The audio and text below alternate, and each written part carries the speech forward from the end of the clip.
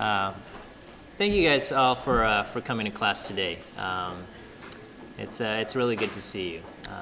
Wednesday was definitely a very sad day for our campus community, and it was also a scary day, not knowing what was going on, and a lot of misinformation was circulating that I think added to a lot of fears. So it was a hard day. So, but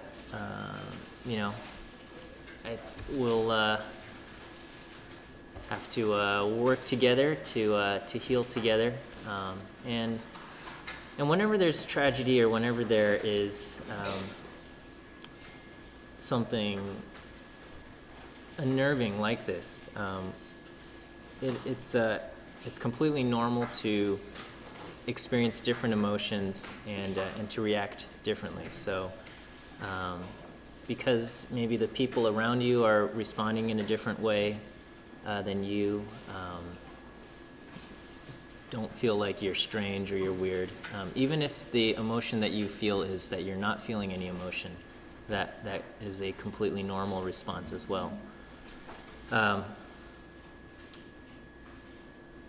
I have the luxury of being able to offer an alternate time for the final exam, and that's because I teach through extension, and so I do have classroom time, and that's a luxury that I'm thankful to have. I know some of your other classes and other professors might say that the final has to still go on and things like that. I don't want you to feel any anger or bitterness towards those professors, because those professors care very much about all of you guys as well. Even if they might not be as expressive or vocal about it as sometimes I am when I gush towards you guys. I know all of the professors here do care about their students, and so and it could just be logistics or whatnot in terms of trying to offer accommodations and things like that. So I happen to be lucky enough to have this other possibility to offer that, but if in other classes it's not made available to you, that's no fault of the professors in those classes. So anyway, I'm just really happy to see you guys. So anyway, I don't want to go on too long, but anyway, thanks for being here. As far as the content for this week's lectures, I wanted to just spend entirely on review, try to make sure you guys are as prepared as you can be for the final exams. I think by now you've all taken a look at the practice final that I've posted. In my opinion, the practice final is probably the best way to spend your time studying. It is, in my opinion, reflective of the final exam in that, I'll have often a paragraph describing some kind of scenario where you can perform statistical inference, and then I'll have several questions related to it, such as, what are the hypotheses in this situation, or what is the test statistic or the p-value, or things of that nature, or if it's related to a confidence interval, things like that. You will be given the formula sheet. I will provide reference tables, so it is your responsibility to just kind of know the process and know how to make interpretations from it. I posted a video on Wednesday trying to cover some of the conceptual stuff.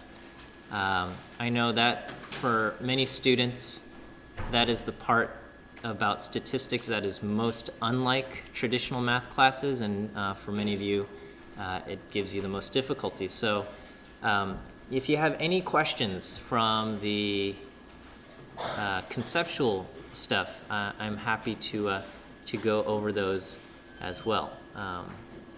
But I guess today I wanted to just kind of start with kind of this grand recap of the entire course, trying to put everything that we've covered in the broader context of a bigger picture here. So as far as, I think on the first day of class I said, why do we study statistics?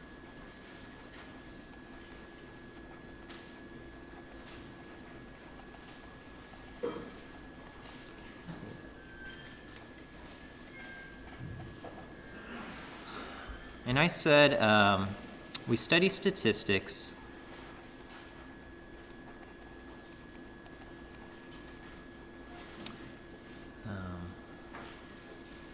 because it allows us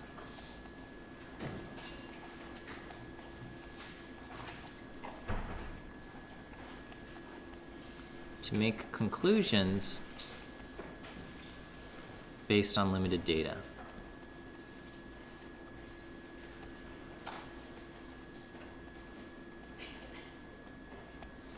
And this was kind of the idea behind statistical inference.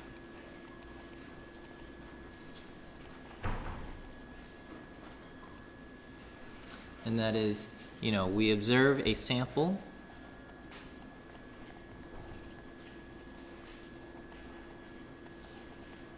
that, that we believe to be representative of the population.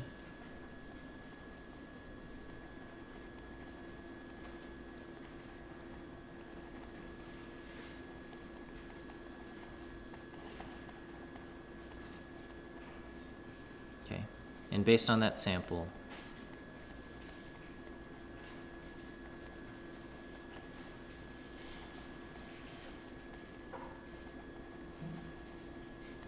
we try to draw conclusions about the population.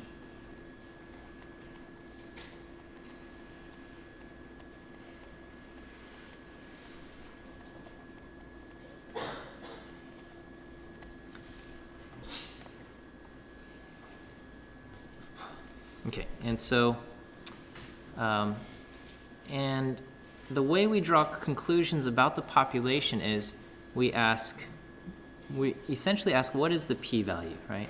So we ask, how likely am I to observe the data that I have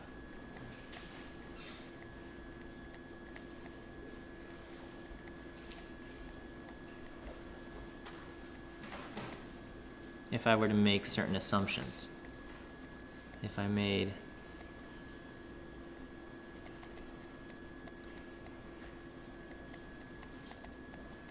okay. And so this question requires different pieces and components, okay? And so as far as the course overview, our content before midterm 1 was focused on descriptive statistics.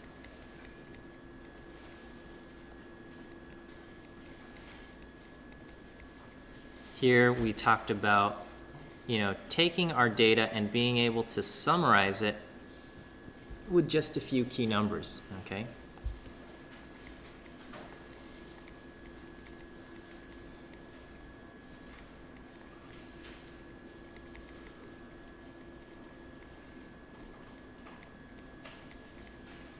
So we had things like proportions to summarize categorical data, or we had means and standard deviations to summarize numeric data.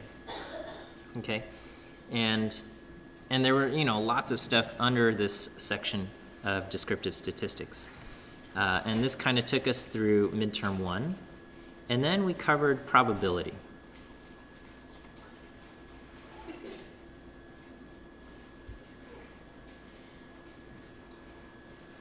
Okay, and as far as probability went, this tells us how likely or unlikely events are.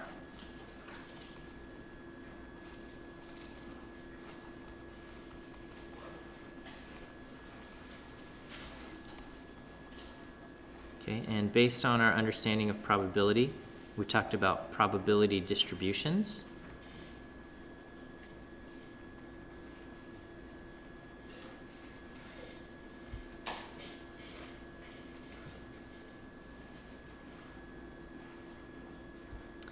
And then after learning probability distributions, we learned sampling distributions, which is how likely certain sample statistics are to appear. Kind of the probability of getting a certain sample mean or a certain sample proportion.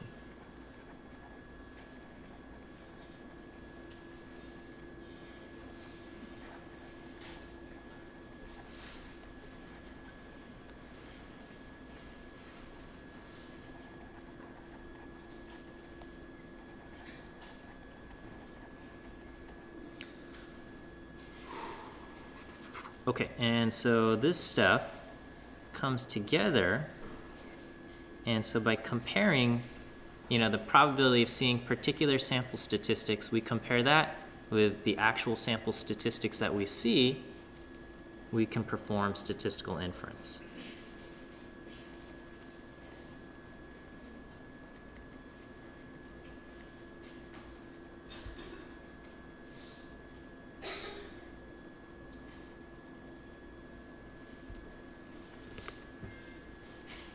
Okay, and under the kind of the heading of statistical inference, we covered just a bunch of topics. We have confidence intervals,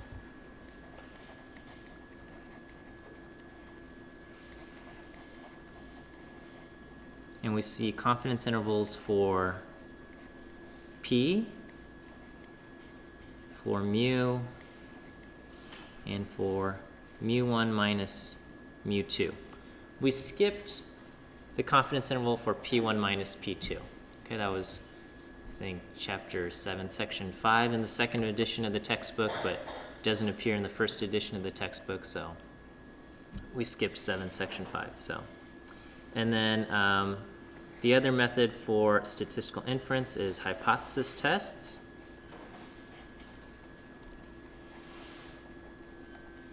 Okay, and we have basically for P, for P1 and P2, for mu, and for mu1 and mu2.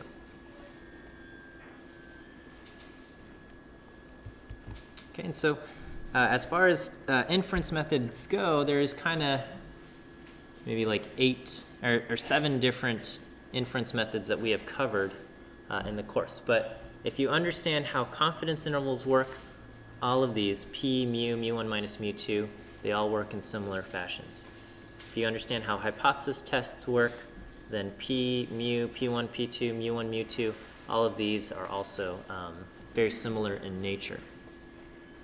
Okay, as far as the process and the interpretations from those things. So I'm hoping we have a comfortable grasp on these things, and we can kind of just recap some of those. And this is kind of where we are in statistical inference. If any of you decide to take more statistics classes in the future, and it's always my hope that some of you do,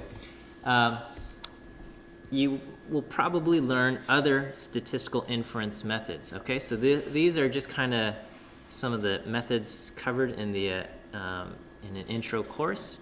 If you were to read ahead in the textbook, looking at chapters 10 and so on and so forth, you'll see statistical inference methods for other types of data. So there's like the chi-squared tests and ANOVA and all of this stuff. So there are other methods, but they all kind of are based on our understanding of sampling distributions and their relation to descriptive statistics. But as far as our course goes, this is what we have covered. Okay. In the little video I posted on Wednesday, I said it is important that we can identify whether you are dealing with one sample or two samples, and whether you are dealing with proportions and means. So again, please make sure, I'll just write it here, and I guess we won't spend too much time in today's class, but make sure you can correctly identify when you have either one sample or two samples.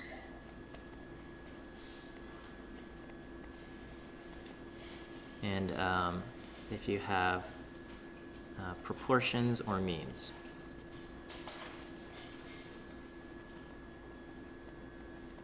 Okay.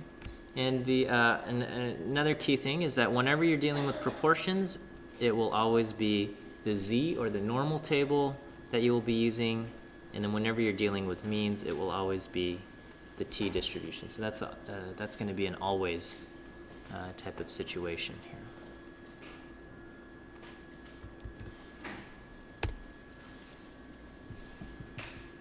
Okay. So I'm going to just kind of do just a broad overview of confidence intervals, a broad overview of hypothesis tests, just to make sure we've got a good handle on these things. Okay. So as far as confidence intervals go,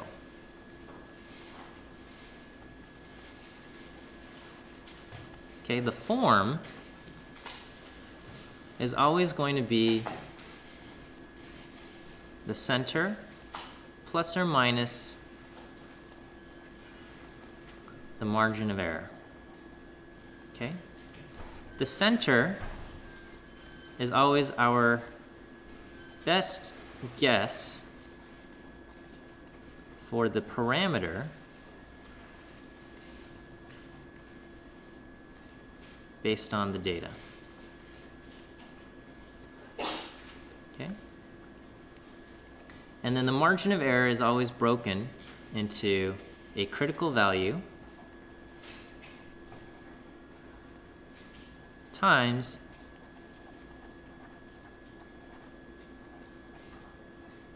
the standard error. Okay?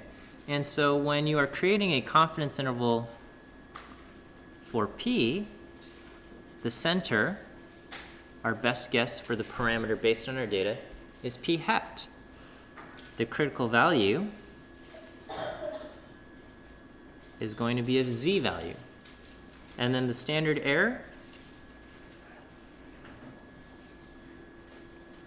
is P hat times 1 minus P hat over n. Okay, and so this is all provided for you in the formula sheet. When you're creating a confidence interval for mu, the best guess based on, so another word for this, our best guess for the parameter based on the data, this is also called the point estimate. I'm not going to test you on that definition, but you might hear someone talking about a point estimate, and that's what they mean by that. Okay, so that's x bar would be our point estimate or our best guess.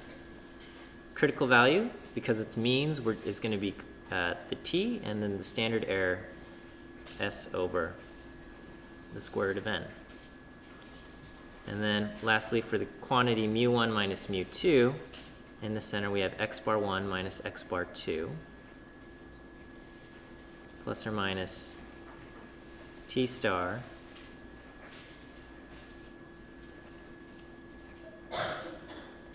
s1 squared over n1 plus s2 squared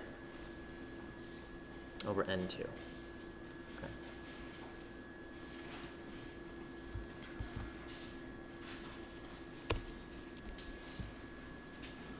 So creating your confidence interval is generally the easy part, okay? It's, you read through the problem, you just have to identify which values are what, right? You figure out what your p hat is, you figure out what your n is, you plug in the thing, and you get a low and a high value, okay? The interpretations are what's important, right? So for one sample, the questions will say something like, can I flip to the next page? Okay, so the questions will say something like, you know, do you have evidence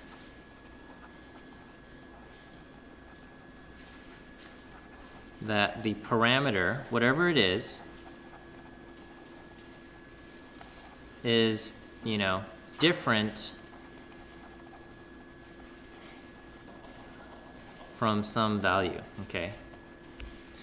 some value k, let's say. All right, and so the question is k inside my interval? Yes or no, okay? So to answer, we ask, see if k is inside the interval. Okay, and I should say these are for one sample confidence interval. Okay, so if k is inside the interval,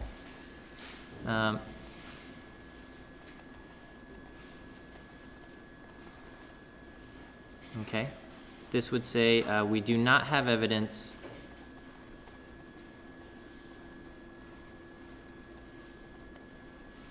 that the parameter, either p or mu, is different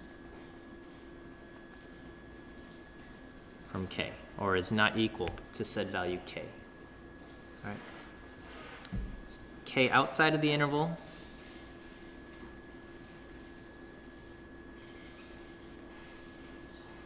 okay, this means we do have evidence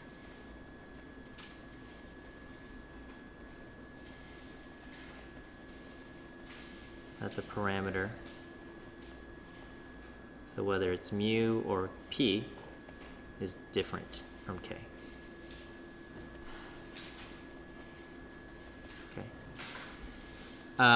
Of course, if the question says, do we have evidence that the parameter is equal to some value, we will never have evidence for that, okay? The confidence interval will never say that we have evidence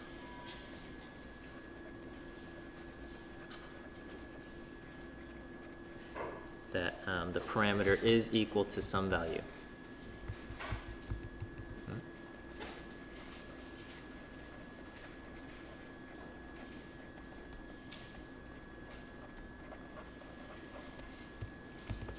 Okay.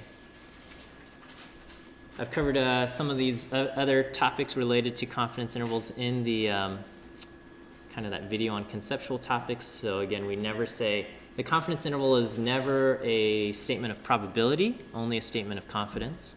It's always about the population parameter and never about samples, actual values, or sample means, or anything like that. It's always about the population parameter, which is unknown to us. Are there any questions on the topic of confidence intervals in general?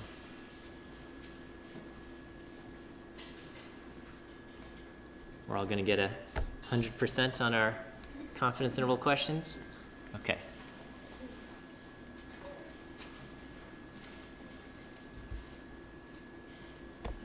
Okay. All right, let's talk about hypothesis testing then, okay?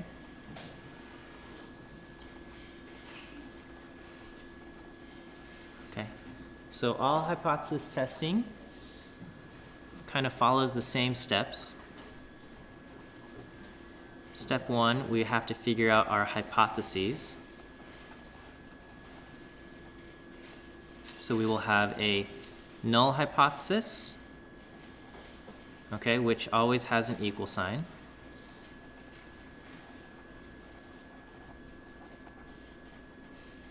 And then you'll always have an alternative hypothesis, which is identical to the null, but the equal sign has been replaced with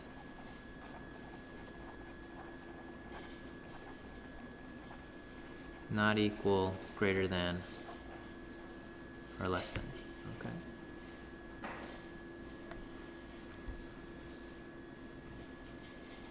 So yeah, that's basically what we have there. Step two is kind of like check your conditions. Now, in the exam, I will have just a few questions dedicated to checking conditions. So as far as all of the other inference questions, and set up very similar, I think I have it set up this way in the practice final as well, in that when you have the actual questions that you're supposed to figure out, the conditions for those problems are all met. So you don't have to worry about checking conditions. But I will have one set of questions where you have to check the conditions and say which condition is violated. Okay, and most of you guys did fine, but a few of you really struggled with that section. Okay, it was like you got everything right, but then like you got 3 questions wrong, and they were all in the checking conditions section. And so, you know, if you struggled with that, you know, review kind of your notes on checking the conditions. Okay, and if you have any questions on that, I'm happy to answer. I think one question is, you know, what about this big population condition? If generally, the reason why we do statistical inference in the first place is because the population is too big for us to identify and study directly, okay? And so sometimes there's a lot of problems where the actual size of the population is not provided, okay? Like there's like the question about M&Ms, and I didn't provide the actual size of the population because I have no idea what that is, but I just know there's like millions of M&M candies out there, okay? And so in reality, this big population condition is rarely violated, okay? It's only when you have a population that's relatively small that we actually know, like the size of a school, the size of a company. These are the times when you actually know the population, and then you have to kind of worry about whether the big population is violated or not. In general, if it's something like, yeah, the general population, you can just assume that the big population is that the population is big, and you're not going to have to worry about the big population condition. Okay? Does that? I hope that helps. That's a clue. That really only when the population is named with an actual size do you really have to worry about checking that. Okay? And then step 3 is our calculation step. Okay? And then the calculations can kind of be broken down into 3 parts. Getting your standard error,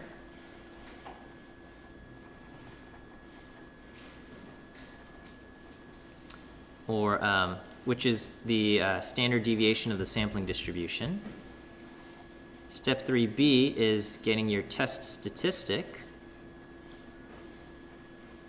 which is always kind of the difference between what you observed, the reality, versus your expectation. And then you're going to take that difference and you want to know, is that large compared to the standard error? Okay, so observed minus expected divided by the standard error. And then lastly, look up the statistic in a table to get a p-value.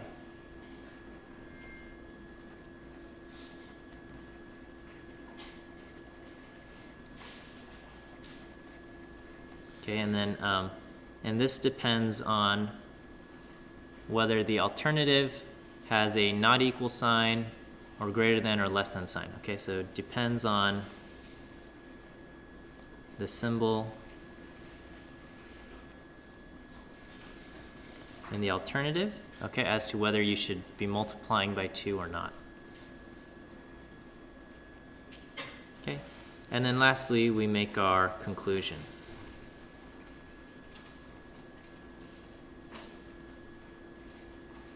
So the conclusion is if the p-value ends up greater than alpha,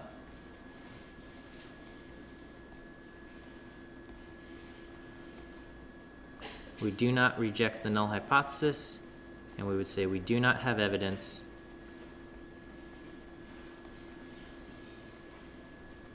to support the alternative. Okay. And on the other hand, if the p-value is less than alpha, we do reject the null hypothesis, and we do have evidence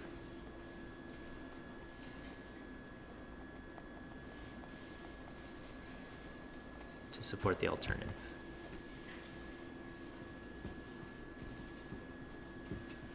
Okay, and so, you know, it's easy to just say reject or don't reject the null, but then it is important that we understand what it means to reject the null. Okay, so reject the null means you have evidence to say that the alternative is true, so it might be like you have evidence to say that the mean of whatever is greater than some number 30, okay, or that the proportion is different from 25%, okay, stuff like that. All right, and so I'm going to just kind of run through like the, I mean, this is all in kind of in your formula sheet, but I just want to reiterate the stuff in step 1 and step 3 for the different tests that we have. So we have for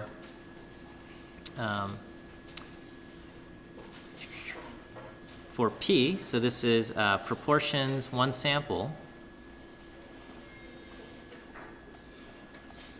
Okay, your null hypothesis is always going to be P is equal to some value P0. So, you know, the null hypothesis could be P is equal to 0.3 or something like that.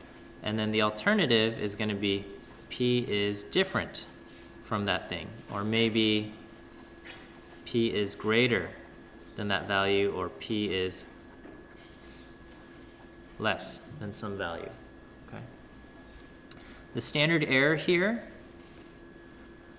so as far as calculations go, you're going to use the value P0 times 1 minus P0 over n. Okay, so make sure you use P0 and not P hat. P hat is used for confidence interval, but for hypothesis testing you're using P0 here. Okay. Your test statistic Z is going to be the difference between your observed value P hat and what we expected under the null hypothesis P0 divided by the standard error. Okay. And then we would look this up in the Z table. Okay, and actually, and so if the alternative has a greater than sign, take the area to the right of Z. Okay, so basically you're going to do, you know, 1 minus the area and area given in the table. Okay. If the alternative has a less than sign, take the area to the left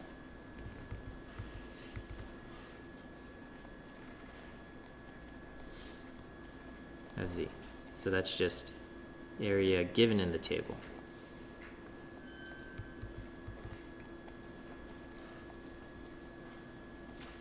And then if the alternative has a not equal sign, take the tail area and multiply it by 2.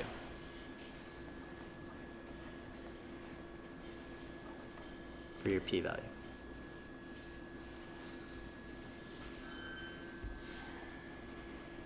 Okay. For proportions for P1 and P2, which is proportions with 2 samples,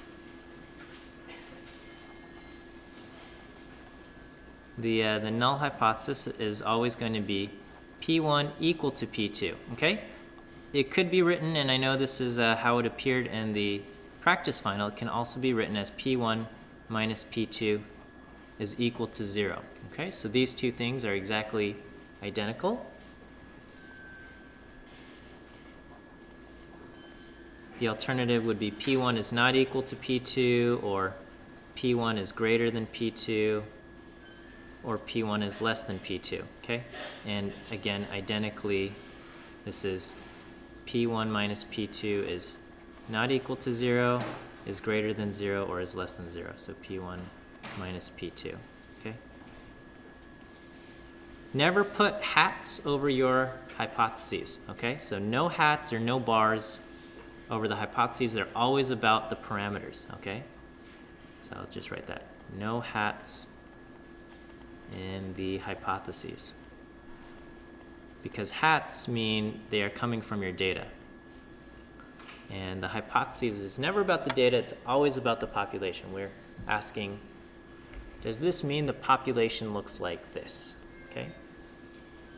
So we have a small step before getting our standard error, and that's going to be, you have to find the overall proportion.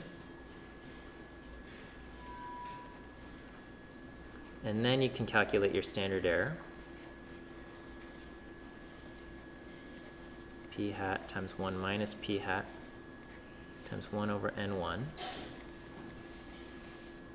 plus 1 over N2. And then your test statistic Z is going to be P hat 1 minus P hat 2 divided by the standard error. Okay? And once you get this test statistic Z, then looking it up in the Z table works exactly the same way as it did when you had proportions in one sample.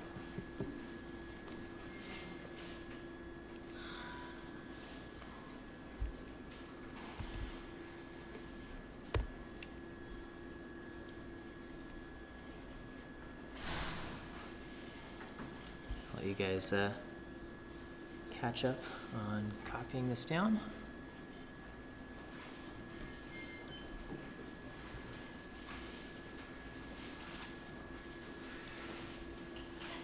Okay. All right, and then let's talk about hypothesis tests for mu, and then also for mu1 minus, or mu1 and mu2, okay? So our null hypothesis here is always going to be mu is equal to some value mu0. So for example, the null hypothesis is that mu is equal to, 47, okay? That the mean of whatever we're looking at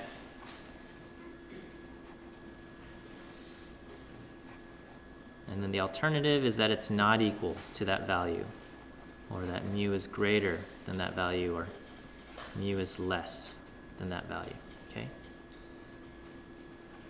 The standard error is S over the square root of n, so it's the standard deviation divided by the square root of n, and your test statistic T is going to be the observed value x bar minus the value expected from the null hypothesis divided by our standard error.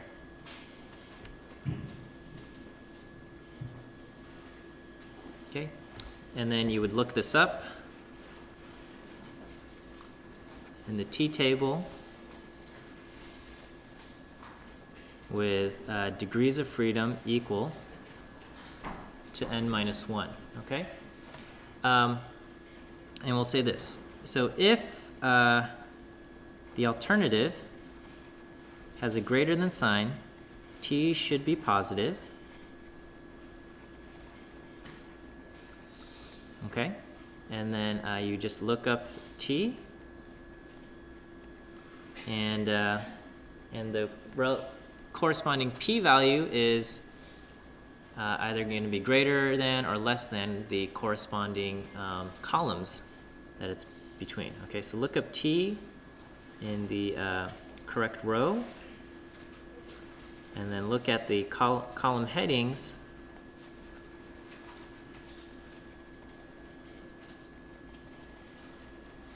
to get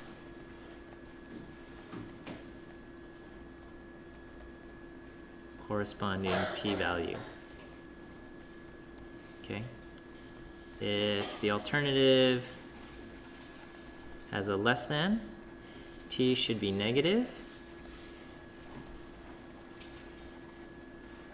Okay, then you ignore the minus sign, look up the T,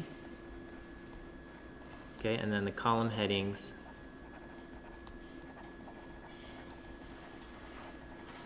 will give the p-value. Okay, and then for the alternative having not equal sign, okay, the sign doesn't matter. Sign of T does not matter.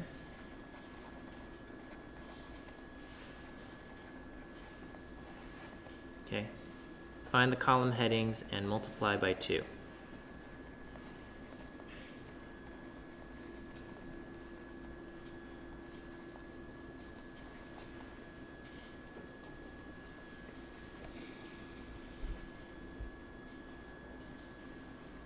And then similarly, for mu1 and mu2, I guess I'll wait for you guys to catch up here.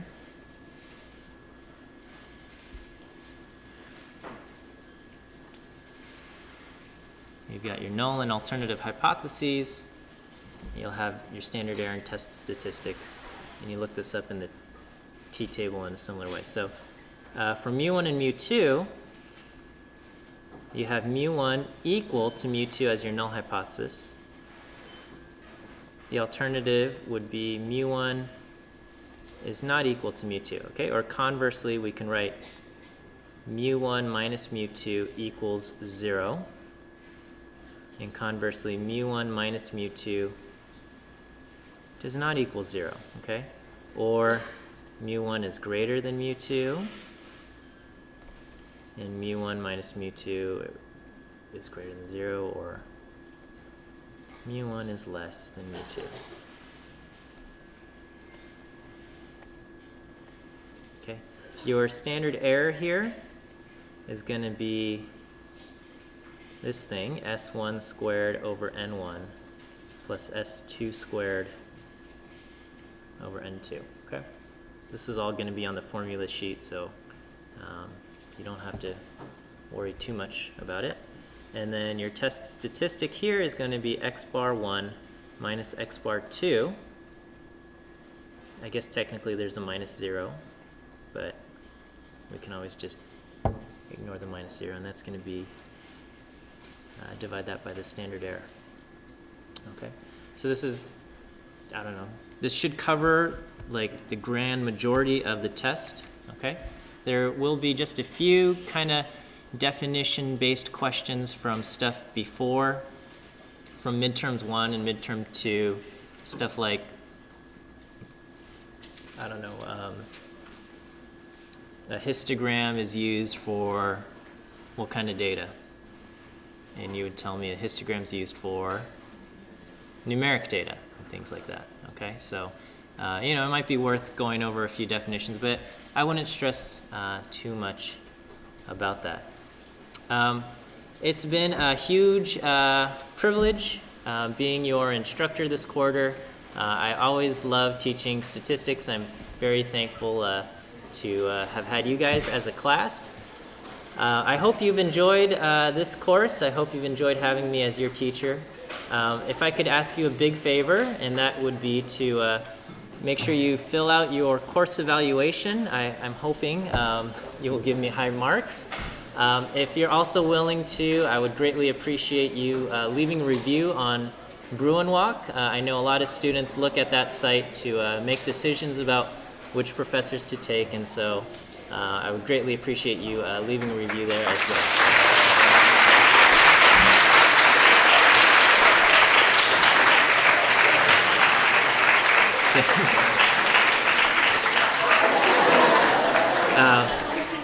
All right, all the best to you. Good luck on your finals.